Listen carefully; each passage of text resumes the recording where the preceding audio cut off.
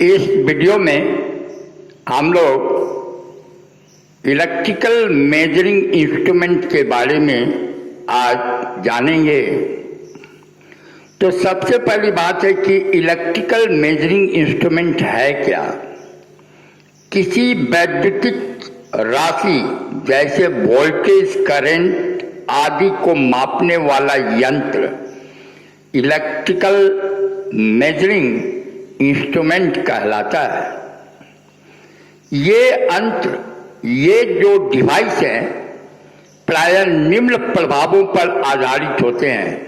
पहला है electrostatic effect, दूसरा है इलेक्ट्रोथर्मल इफेक्ट, तीसरा है इलेक्ट्रोमैग्नेटिक इफेक्ट, चौथा है इलेक्ट्रोकेमिकल इफेक्ट।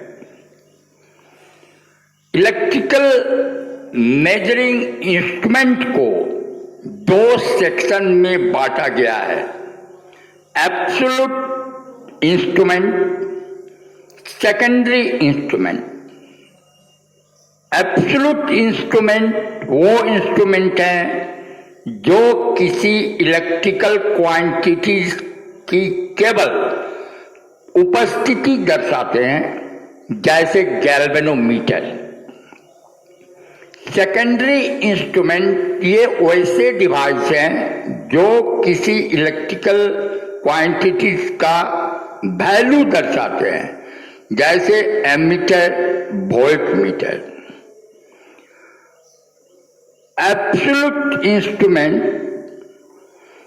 में यह वह डिवाइस है जो किसी इंडिकेटर डिवाइस के द्वारा किसी इलेक्ट्रिकल क्वांटिटीज की केवल उपस्थिति को दर्शाता है।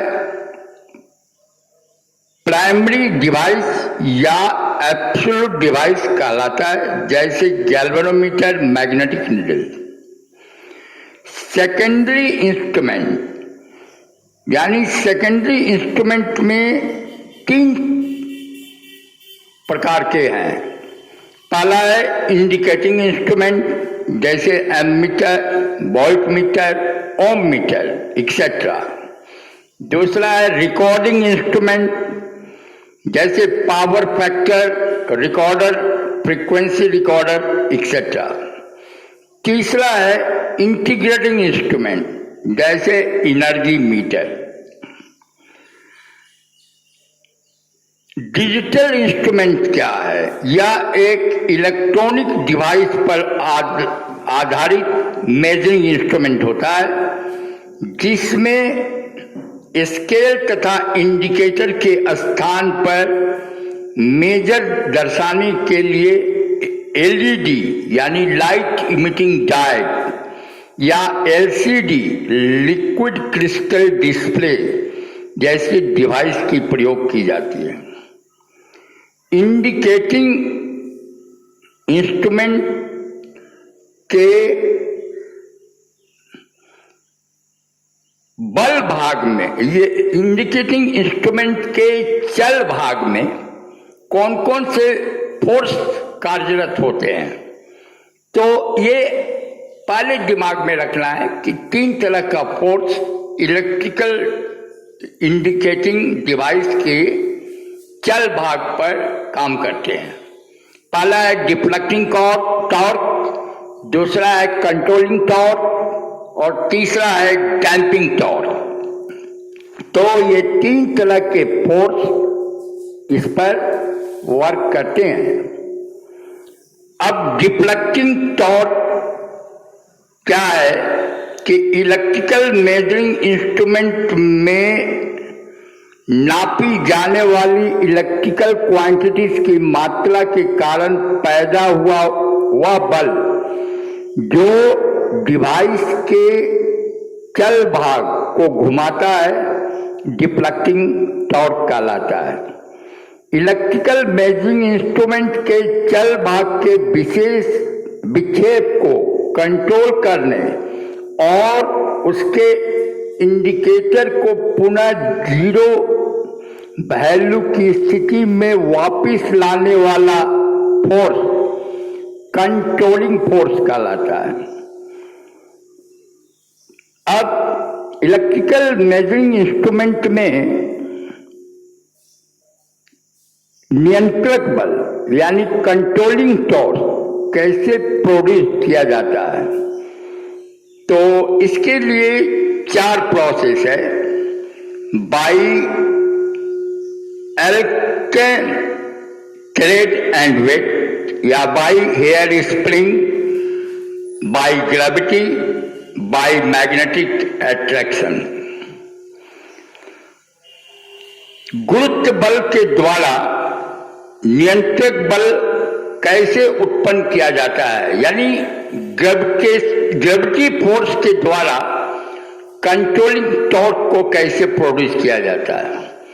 तो इस विधि में डिवाइस के इंडिकेटर को वर्टिकल प्लेन में इस प्रकार संतुलित किया जाता है कि वेट वर्टिकल एक्सिस पर है, विक्षेप दर्शाने के लिए संकेतक घूमता है और वजन पर कार्यरत गुरुत्व बल के कारण विक्षेप दर्शाने के बाद वह 0 मेजर स्टेज में लौट जाता है। चुंबकीय आकर्षण बल के द्वारा नियंत्रक बल कैसे उत्पन्न किया जाता है। इस विधि में डिवाइस का इंडिकेटर चुंबकीय धातु का बना होता है या चुंबकीय आकर्षण बल के विरुद्ध विक्षेपक बल के द्वारा विक्षेप दर्शाता है और इसके बाद चुंबकीय आकर्षण बल के कारण शून्य माप स्थित हो जाता है, में लौट जाता है। डैम्पिंग टॉर्क कैसे प्रोड्यूस किया जाता है, तो damping torque by air friction या बाय फ्लूइड फ्रिक्शन या बाय एडी करंट के द्वारा हम लोग प्रोड्यूस करते हैं। मूविंग कॉइल इंस्ट्रूमेंट किस सिद्धांत पर आधारित होता है, तो moving coil instrument DC motor के सिद्धांत पर आधारित होता है और यह सेंसिटिव एवं आनुपातिक पैमाने वाला होता है, परंतु यह केवल डीसी पर ही कार्य कर सकता है। रेशमी धागे एवं वजन के द्वारा नियंत्रक बल कैसे उत्पन्न किया जाता है, तो रेशमी धागे को एक पुली के ऊपर से घुमाकर उससे लटके वजन से यंत्र का इंडिकेटर विक्षेप दर्शाने के बाद शून्य माप स्थिति में वापस लौट जाता है। एसी मापन के लिए कौन कौन से डिवाइस प्रयोग किए जाते हैं, तो वो जो डिवाइस प्रयोग किए जाते हैं वो इस प्रकार है। Moving iron instrument, thermocouple instrument, hot wire instrument, digital instrument and clamp tester।